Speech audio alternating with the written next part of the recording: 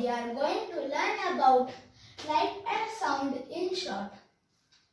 Sun. The sun is the main source of light on our planet Earth. Luminous object.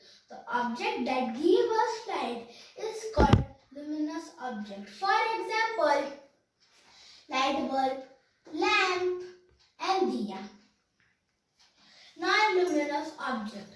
The object that do not have any light is called non-luminous object. For example, paper, kite and table. Shadow. A shadow is formed when we block the path of a light. The light always travels in a straight manner.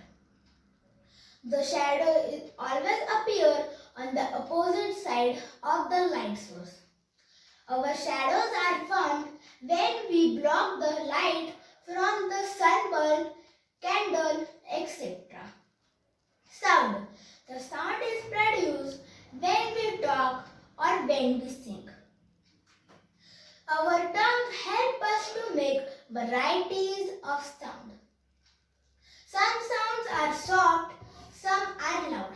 Some sounds are pleasant, some are unpleasant. Noise. Too much of loud and unpleasant voice is called noise. The noise is harmful for our health.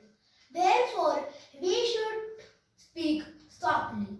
Dear friends, remember, light is faster than the sound.